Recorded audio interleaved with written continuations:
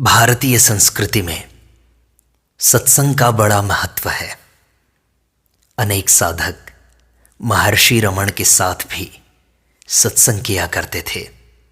वे अपनी जिंदगी से जुड़े अनेक प्रश्नों के समाधान महर्षि रमण से पाना चाहते थे।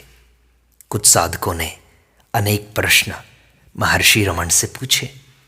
एक साधक ने पूछा कि महर्षि, सभी व्यक्तियों में मृत्यु का एक भय होता है, सब लोग मरने से डरते हैं, तो महर्षि इस मृत्यु के भय का क्या उपयोग है, इससे हम क्या सीख सकते हैं?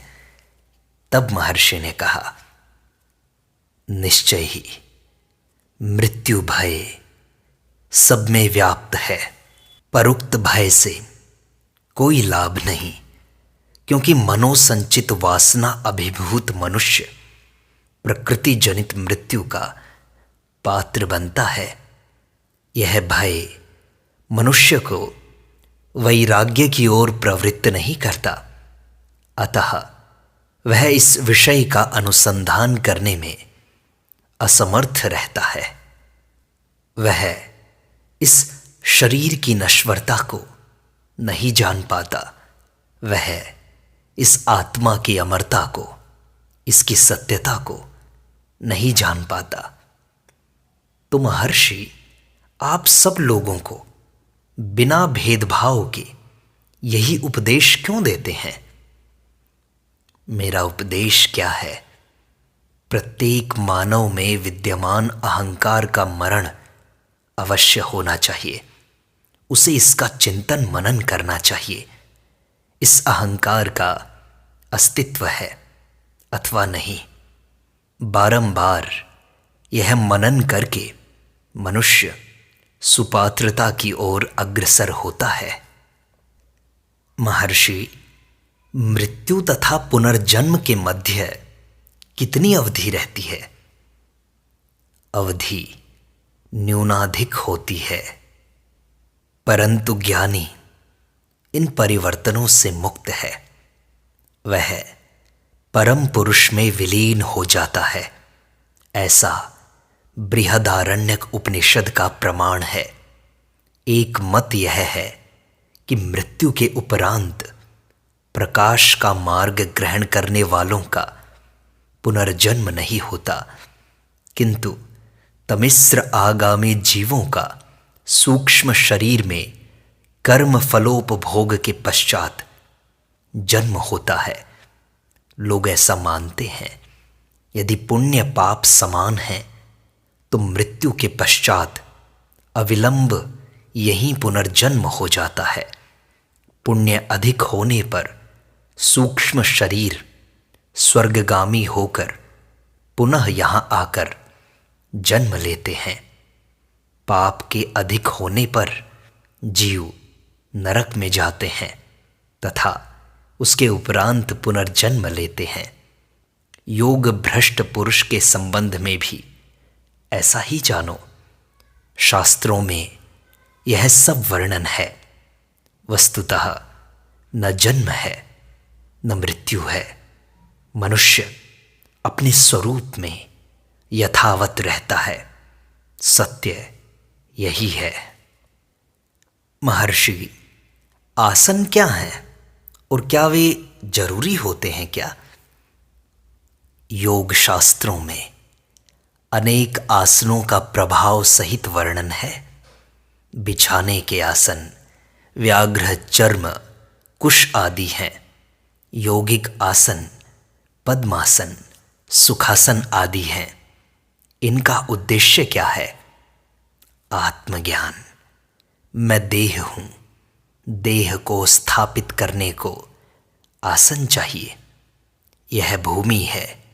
यह विचार कर मनुष्य आसन की आकांक्षा करता है, परंतु क्या उसे सुषुप्ति में सहारे अथवा बिस्तर का, सैया पर बिस्तर का तथा पृथ्वी पर शैया का विचार था? सुषुप्ति में क्या उसका अस्तित्व नहीं था? उस समय उसकी क्या अवस्था थी? वास्तव में आत्मरूप अवस्था से अहंकार की उत्पत्ति हुई। स्वयं को देह मान लिया, जगत को सत्य मान लिया, दृश्य वस्तुओं को पृथक पृथक स्वीकार कर लिया तथा अहम की भ्रांति में फंसकर उच्छृंखल विचारावली के कारण आसनों को खोजना प्रारंभ कर दिया। मनुष्य को यह बोध नहीं कि वह सर्व वस्तुओं का केंद्र है तथा सबका आधार है। जिज्ञासा करने पर मनुष्य आसनों, खड़ाऊ आदि के प्रभाव की गुरुत्वाकर्षण के संदर्भ में व्याख्या करने लगता है। उसकी कल्पना में इन वस्तुओं के अभाव में उसकी तपस्या लड़खड़ा जाएगी। वह ऐसा सोचता है, कल्पना करता है। इन सब साधनों को शक्ति कहाँ से प्राप्त होती है, यह सोचो। बाह्य कार्यों को देखकर वह कारणों को ढूंढता है तथा उन्हें आसन तथा खड़ाऊ के प्रभाव में मान बैठता है। ऊपर फेंका गया पत्थर पुनः नीचे आकर धरती पर गिर जाता है। कारण क्या है? वह कहेगा पृथ्वी के आकर्षण के कारण। पर वास्तव में प्रश्न यह है, क्या ये सब उसके विचारों से भिन्न है? विचार करो और कहो, क्या पत्थर, पृथ्वी तथा आकर्षण मनुष्य के विचारों से भिन्न है? इन सब का अस्तित्व मन में ही है। इनकी शक्ति तथा नियामक वही है। वही इनका केंद्र तथा आधार है। वही आसन है। आसन उसे अडिग रूप से बैठाए रखने को है।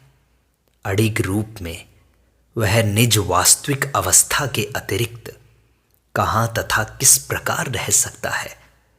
यही आसन है। महर्षि काम, क्रोध, लोभ इनको कैसे दबाएं? इनका दमन कैसे हो? काम, क्रोध आदि दुख कारक हैं। कारण क्या है? कारण है अहम भ्रांति। अहम भ्रांति का कारण है अज्ञान। अज्ञान का कारण है भेद बुद्धि। भेद बुद्धि का कारण है जगत को सत्य मानना तथा जगत को सत्य मानने का कारण है कि हमने शरीर को मैं मान लिया है। शरीर को मैं मानने को देहात्म बुद्धि कहते हैं। देहात्म बुद्धि अहंकार की उत्पत्ति के पश्चात ही संभव है। अहंकार न उत्पन्न हो तो समस्त दुखद श्रृंखला टूट जाती है। अतः अहंकार के उदय को रोको। यह निज स्वरूप में अवस्थित रहने से संभव है। फिर काम, क्रोध आदि विजित हो जाते हैं। महर्षि, आप कहना ये चाहते हैं कि इनका मूल अज्ञान में है। यही तो बात है। अज्ञान से अविवेक तथा अविवेक से मूढ़ता इत्यादि उत्पन्न होती है। अज्ञान है क्या? क्या शुद्ध ब्रह्म का जो स्वयं आत्मा अथवा शुद्ध ज्ञान है, अज्ञान संभव है? प्रश्नकर्ता निजात्मा को जान ले अर्थात ज्ञानी बन जाए, फिर यह प्रश्न नहीं उठेगा। अज्ञान के कारण ही वह यह प्रश्न करता है। यह अज्ञान प्रश्नकर्ता का है, आत्मा का नहीं। सूर्य के दृष्टिगोचर होने पर तमस नहीं रह सकता है। एक पेटी, एक मंजूषा द्रव्य से भरी है। मनुष्य कहता है कि यह द्रव्य मेरा है, पर पेटी ऐसा नहीं कहती। स्वामित्व की मूढ़ता के कारण ही यह दावा किया जाता है। आत्मा से पृथक कुछ भी तो नहीं है। अज्ञान भी नहीं, कारण अज्ञान भी आत्मा की ही शक्ति है, जो आत्मा को प्रभावित किए बिना विद्यमान है। तथापि अज्ञान अहम उद्भ्रांति है, अर्थात वह जीव को प्रभावित करता है। अस्तु, अज्ञान जीव का हुआ। आप कहो कि प्रमाण क्या है? तो मनुष्य कहता है कि मैं स्वयं को नहीं जानता। तब क्या आत्माएं दो हैं, ऐसा कोई स्वीकार करता है? एक दृष्टा तथा दूसरी दृश्य। यह स्वीकार करना संभव नहीं है। तब क्या अज्ञान उसका लक्ष्य है? नहीं, अहंकार की उत्पत्ति ही अज्ञान है और कुछ भी तो नहीं। महर्षि, क्या ज्ञानी और योगी भिन्न हैं? इन दोनों में, ज्ञानी और योगी, इनमें क्या भेद है? श्रीमद् भगवद गीता के अनुसार ज्ञानी सच्चा योगी तथा सच्चा भक्त भी है। योग साधना मात्र है तथा ज्ञान सिद्धि है। तो महर्षि, फिर क्या योग आवश्यक है? योग साधना है। ज्ञान की उपलब्धि के पश्चात योग की आवश्यकता नहीं है। सर्व साधनाओं को योग की ही संज्ञा दी गई है, जैसे कर्म योग, भक्ति योग, ज्ञान योग, अष्टांग योग। योग क्या वस्तु है? योग का अर्थ है जुड़ना। जब वियोग हो तभी तो योग संभव है। व्यक्ति वर्तमान में वियोग की भ्रांति से ग्रस्त है। इस भ्रांति का निवारण अपेक्षित है। इस भ्रांति निवृत्ति के मार्ग को ही योग कहा है। तो महर्षि, कौन सा मार्ग श्रेष्ठ है? यह तो व्यक्ति के स्वभाव पर निर्भर करता है। प्रत्येक व्यक्ति पूर्व जन्म के संस्कारों सहित उत्पन्न होता है। एक व्यक्ति के लिए एक मार्ग सरल सिद्ध होगा, अन्य व्यक्ति के लिए दूसरा। इस संबंध में कुछ भी अंतिम रूप से सुनिश्चित नहीं है। तो महर्षि, ध्यान कैसे किया जाए? ध्यान क्या है? सामान्यतया इसे एक विचार पर एकाग्र होना माना जाता है। उस समय अन्य विचारों का बहिष्कार किया जाता है। उचित समय पर यह विचार भी लुप्त हो जाना चाहिए। विचारों से शून्य चेतना ही हमारा लक्ष्य है। महर्षि, अहंकार से मुक्ति कैसे संभव हो? अहंकार से मुक्त होने के लिए अहंकार पर धारणा करनी होती है। इस पर धारणा करने से शेष सब सरल हो जाएगा। तो महर्षि, धारणा कैसे हो? क्या आपका आशय यह है कि एक अहंकार दूसरे से निवृत्ति हेतु उस पर धारणा करता है? क्या अहंकार दो हैं? ऐसा सोचो तो अहंकार एक ही है, उसी को ढूंढना है बस। महर्षि, मैं ईश्वर की आराधना कैसे करूं? ईश्वर आराधना हेतु आप अवश्य होने चाहिए, मैं अवश्य होना चाहिए। मैं निश्चय ही अति समीप तथा घनिष्ठ है, जबकि ईश्वर के संबंध में भी ऐसी धारणा नहीं है। जो अति समीप है उसे खोज लो, तदुपरांत अन्य सत्ता का अनुसंधान करो तथा आवश्यक हो तो प्रार्थना भी कर लो। महर्षि, शांति कैसे मिलेगी? शांत होना बड़ा कठिन लगता है। हमें क्या इसके लिए योगाभ्यास करना चाहिए? क्या अन्य कोई साधन है जो कठिन नहीं है वह कठिन प्रतीत हो रहा है। एक व्यक्ति का भ्रमण करने का स्वभाव हो गया, उससे शांतिपूर्वक घर पर रहने को कहा जाए तो उसको असुविधा होती है। कारण क्योंकि वह भ्रमण करते रहना चाहता है। तो महर्षि, क्या कोई विशिष्ट उपासना है जो अन्यों की अपेक्षा अधिक सरल हो, सहज हो? सर्व उपासनाएं एक सी फलवती हैं, तथापि प्रत्येक व्यक्ति सहज ही वह उपासना स्वीकार कर लेता है जो उसकी पूर्व वासनाओं के अनुकूल होती है। महर्षि, बहुत से लोग माला जपते हैं, नाम जप करते हैं। नाम जप से क्या होता है? नाम जप आत्म साक्षात्कार को कैसे प्राप्त करवाता है? आदि नाम साधक के प्रयास के बिना ही सहज रूप से अपने आप जपा जा रहा है। उक्त नाम है अहम, मैं।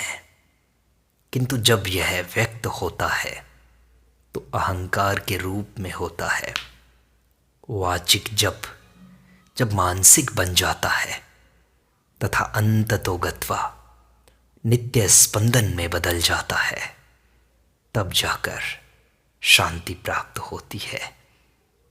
महर्षि, परंतु यह तो मानसिक जप हुआ या शारीरिक हुआ, पता नहीं लगा।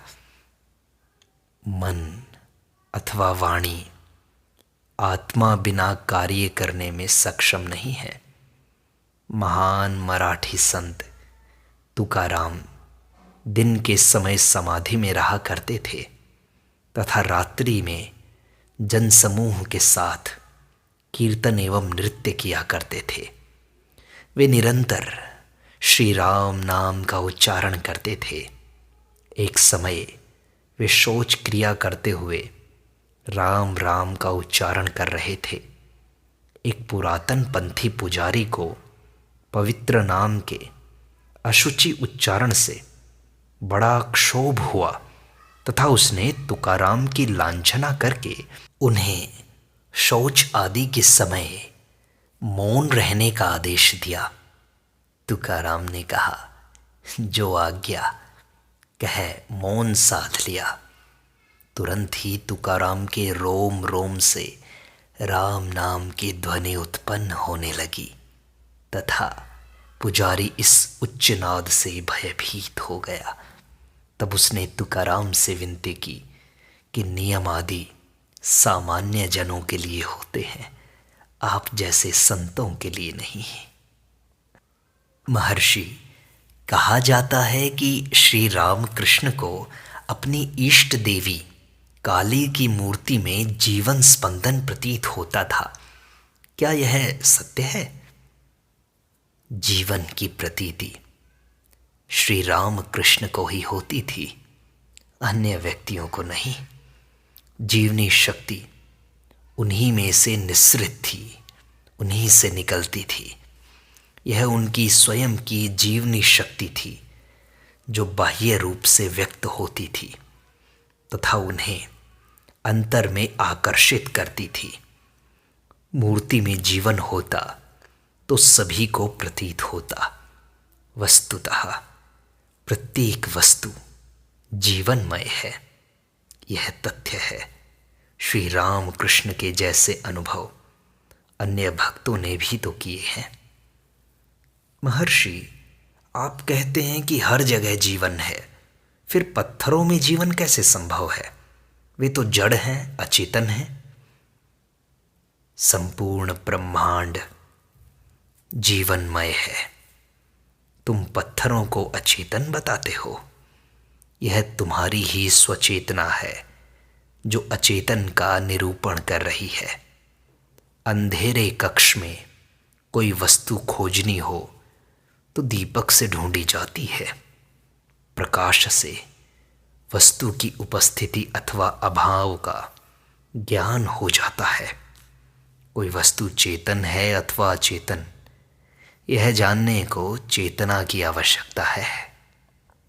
कोई मनुष्य अंधेरे कक्ष में हो तो उसे खोजने के लिए दीपक की आवश्यकता नहीं, आवाज लगाने पर ही वह उल्टा उत्तर देता है।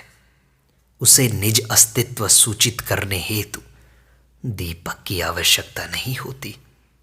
सिद्ध हुआ कि चित्त स्वप्रकाशित है।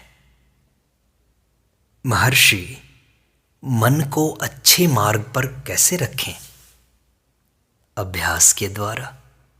इसे शुभ विचार प्रदान करो। मन को श्रेष्ठ आचरण का प्रशिक्षण देना चाहिए। महर्षि, परंतु मन जो स्थिर नहीं होता उसको कैसे करें? भगवद गीता कहती है, शनैः शनैः सपरमेद आत्मसंस्थम मनः कृत्वा अभ्यास वैराग्याभ्याम। अभ्यास और वैराग्य से मन को स्थिर करो। अभ्यास परम आवश्यक है। प्रगति धीरे धीरे होगी। महर्षि, आत्मसंस्थम मनः कृत्वा, इसमें किस आत्मा को बताया गया है? तुम क्या अपनी आत्मा से अनभिज्ञ हो? अपनी आत्मा को नहीं जानते? तुम्हारा अस्तित्व तो निसंदेह है ही, अथवा क्या तुम अपने अस्तित्व को भी नकारते हो? यह आत्मा कौन सी है? यह प्रश्न तो तभी उठेगा जब तुम्हारा अस्तित्व न हो। किंतु तुम यह प्रश्न कर ही नहीं सकते यदि उस समय तुम अस्तित्ववान न हो जाओ। तुम्हारे अस्तित्व के कारण ही तुम प्रश्न उठा सकते हो। तुम्हारा प्रश्न यह सिद्ध करता है कि तुम्हारा अस्तित्व है। यह ज्ञात करो कि तुम कौन हो और कुछ नहीं करना है। महर्षि, मैंने अनेक ग्रंथ पढ़े किंतु मेरा मन आत्मा की तरफ नहीं मुड़ा। क्या करूं? क्योंकि आत्मा पुस्तकों में नहीं है। आत्मा तुम्हारे अंदर है। पुस्तकों के अध्ययन से मनुष्य विद्वान बनता है। यही इसका उद्देश्य है, जिसकी पूर्ति हो जाती है।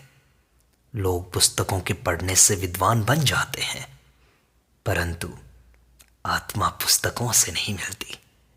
आत्म साक्षात्कार तो स्वयं के अंदर झांकने से होता है। तो महर्षि, आत्म साक्षात्कार क्या है फिर?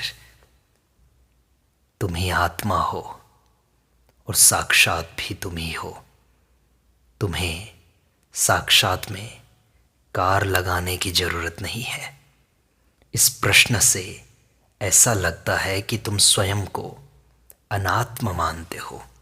तुम मानते हो कि तुम्हारे अंदर आत्मा नहीं है। तुम्हारे प्रश्न के मूल में है कि तुमने इस शरीर को अपना मान लिया है। प्रश्न उत्पन्न हुआ है वर्तमान में। तुम्हारी सुषुप्ति में भी क्या यह प्रश्न उत्पन्न हुआ था? उस समय क्या तुम्हारा अस्तित्व नहीं था? निसंदेह सुषुप्ति में भी तुम्हारी सत्ता थी। दोनों अवस्थाओं में क्या भेद है कि अभी प्रश्न उत्पन्न होता है किंतु सुषुप्ति में नहीं। वर्तमान में तुम स्वयं को देह मान रहे हो। चारों ओर तुम वस्तुएं देखते हो तथा उसी प्रकार आत्मा के दर्शन की आकांक्षा रखते हो। इतना दृढ़ है आदतों का बंधन। इंद्रियां अनुभूति का यंत्र मात्र हैं। तुम दृष्टा हो, दृष्टा रूप ही रहो। इसके अतिरिक्त दृश्य है भी क्या? सुषुप्ति की अवस्था ऐसी ही है। अतः तब यह प्रश्न उत्पन्न नहीं होता। इस प्रकार आत्म साक्षात्कार केवल अनात्मा को हटाना ही है, जो देह, इंद्रियों, मन, बुद्धि से परे तुम्हारा स्वरूप ही है। तुम ही उसे देखते हो, तुम ही हो।